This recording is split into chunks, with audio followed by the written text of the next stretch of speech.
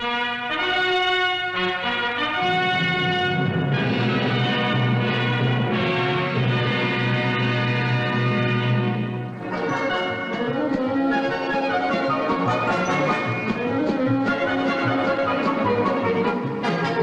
ini, bandar bersejarah Melaka telah mengalu-ngalukan ketibaan seorang tetamu diraja yang teramat mulia, Duke of Edinburgh, suami Queen Elizabeth.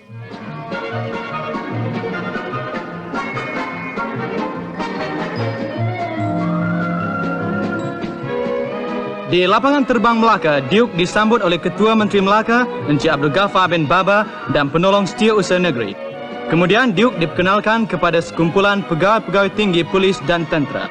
Sejam sebelum Duke tiba, beratus-ratus orang telah menunggu di lapangan terbang untuk melihat Duke yang kacak itu.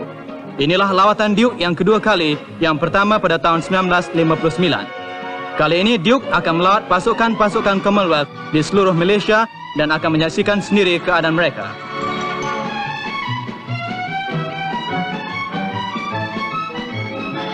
Di Trendak Camp, pusat terbesar askar-askar Commonwealth, Duke memeriksa barisan pengawal yang bertugas di sepanjang jalan sambil disaksikan oleh isteri-isteri mereka. Bagi setengah-setengah daripada mereka, inilah kali pertama mereka berpeluang melihat wajah Duke dari dekat.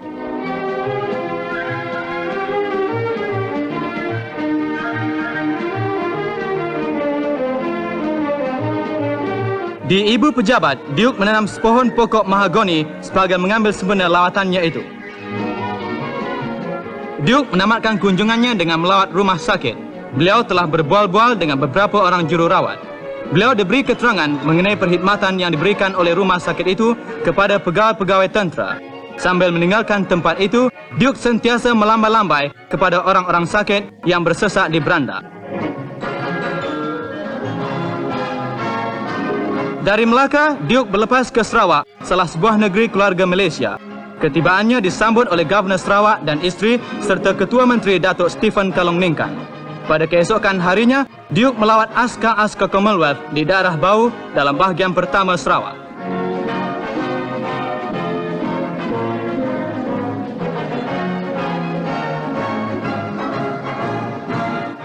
Di satu istiadat menyampaikan kurnia, Duke telah mengurniakan 9 bintang keberanian kepada 5 pegawai Gurkha dan 4 orang pegawai tidak bertauliah kerana kecekapan dan keberanian mereka menentang gurila-gurila Indonesia di Sarawak dan Sabah.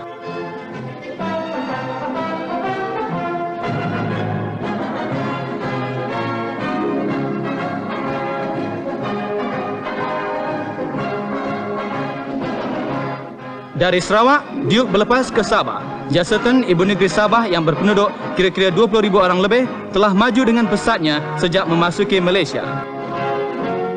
Setibanya, Duke melawat Angkatan Udara Diraja Malaysia dan Angkatan Udara Diraja British. Duke berbual-bual dengan pegawai-pegawai dan memeriksa sebahagian daripada kapal-kapal terbang pengangkut yang digunakan dalam kempen menentang Indonesia. Pada petang hari, Duke melawat pusat-pusat tentera sempadan di Krokong yang dikawal oleh pasukan askar Gurkha. Duke diberitahu bahawa pertempuran dengan musuh pernah berlaku di situ.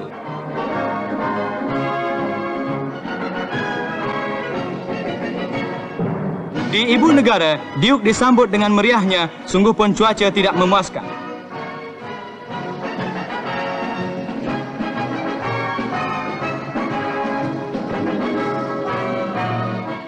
Di lapangan terbang, beliau telah disambut oleh Perdana Menteri Tengku Abdul Rahman dan Pesuruhjaya Tinggi British di Malaysia, Lord Head.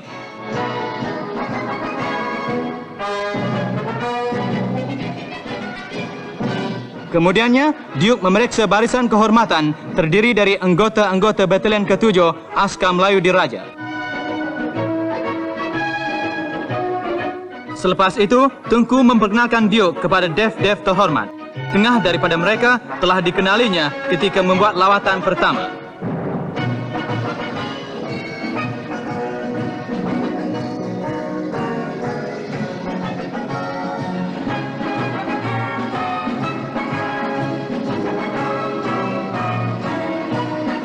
Pada pagi yang berikutnya, Duke diterima menghadap oleh Duli Yang Maha Mulia Seri Paduka Baginda Yang di-Pertuan Agong. Duke telah berbual-bual ramah dengan Baginda.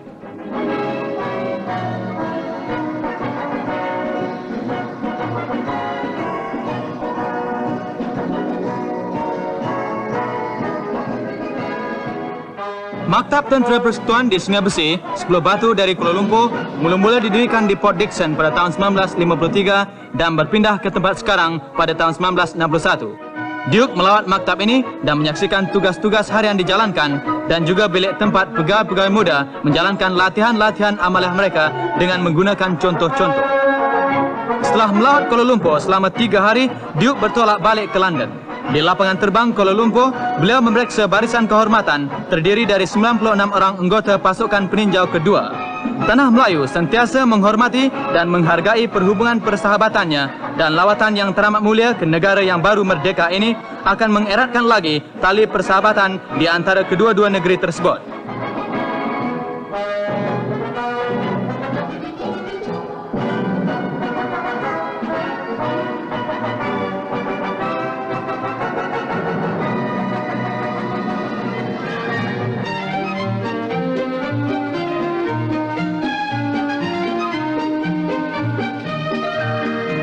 Empat 40 orang nelayan Terengganu telah menderma hasil penangkapan sehari kepada tabung pertahanan negara. Malangnya penangkapan itu tidak seperti diharap-harapkan kerana keadaan cuaca dan laut tidak menyenangkan.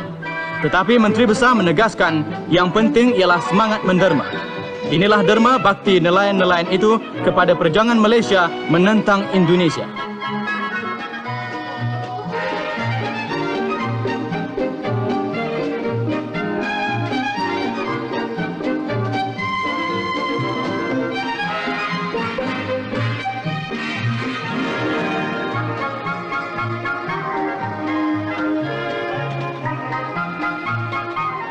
Jumlah wang yang dipungut dari penjualan penangkapan itu ialah RM1,544.55.